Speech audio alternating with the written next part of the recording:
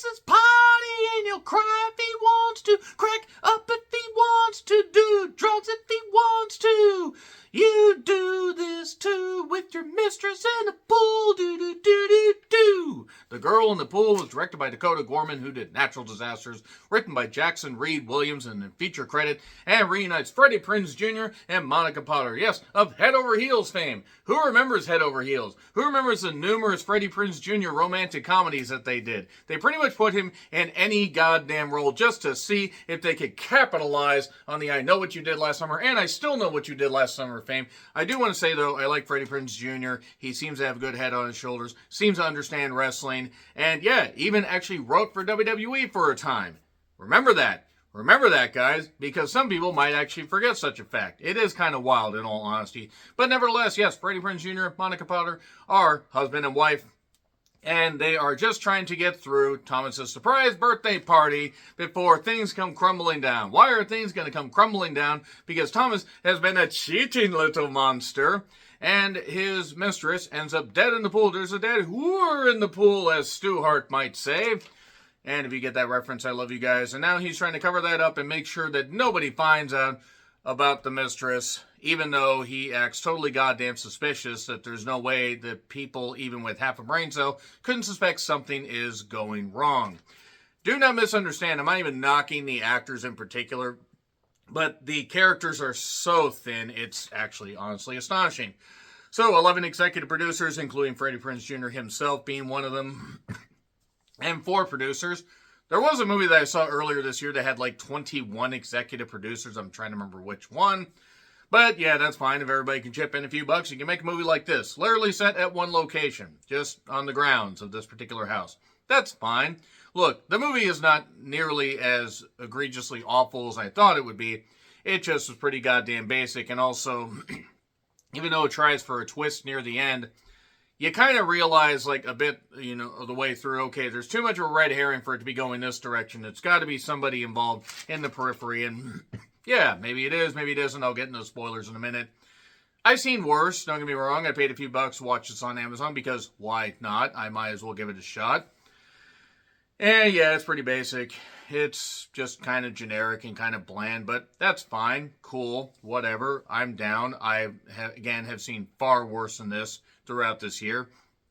I didn't expect much. I don't know what Kevin Pollak was doing in this. But, yeah, we just have, the kids involved and various friends involved. And there's no real mystery because it's pretty obvious where it's going from the very beginning. I'm going to get into spoilers. It's on Amazon for a few bucks if you want to check it out. Nevertheless, yeah, let's just get to it. 3, 2, 1, and spoilers. So, we see, brief flashing imagery of Freddie with his mistress, Hannah, who is just basically trying to get through all this, just trying to get through this stuff. I mean, he didn't realize what he had done, and oh my god, he's got to cover this shit up. He put her in like this little pool storage shed thing where all this pool equipment is. And, yeah, then he ends up seeing his wife, Monica Potter, who I do have to say looks exceptionally good and has aged very gracefully and seems to still have that star quality about her. I do wonder why she has not been in better projects in the interim. I mean, maybe she's been on television, I just have missed it. But nevertheless, they're kind of a little bit awkward, and it turns out there's a surprise birthday party. There are various friends there, and then we see more flashbacks. It turns out that the mistress is talking about a guy named Kevin, her husband, that could possibly be abusive, maybe not. Maybe it's just her way of getting him to leave his wife, to ruin his life, because, of course, they're banging and banging and banging. Oh, yes, and there's also a kid with a drone that may have seen this stuff.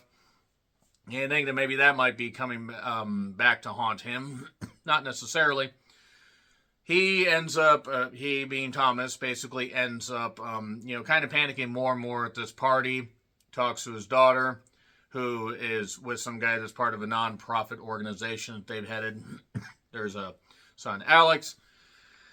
And, yeah, we just kind of limp along to the eventual conclusion, though it does become obvious once, he goes to chase after the drone we see in this flashback, that the mistress ends up dead. Well, he didn't kill her, so who did? There's also a bit of an underlying thing about Kevin Pollak's William not approving of Thomas. but trying to come around because he says, look, my daughter's a good person, and you just need to treat her right and everything, and I've done my own infidelity, and look, my wife forgave me, but it still eats at me. Also, Monica Potter has been talking to, Kristen has been talking to people secretly on the phone, and it turns out that all comes to roost a little bit later. They get high at one point, Thomas and all of his friends, and here's Kevin. Basically, he tracked her phone because Thomas forgot to turn off the phone, and yeah, it turns out that there's actually all this, there's just, a little bit of familial, like, insanity among them. It turns out that Alex actually did that. Alex actually was the one that ended up doing the deed, because he didn't want the family to be broken up, so he decided to commit murder because there was this bat found, and that was by the bushes and everything. So obviously Thomas didn't do it, Alex did. Alex just wanted to cover up the whole thing. And, well, now they're all in it together. Kristen knew about the affair.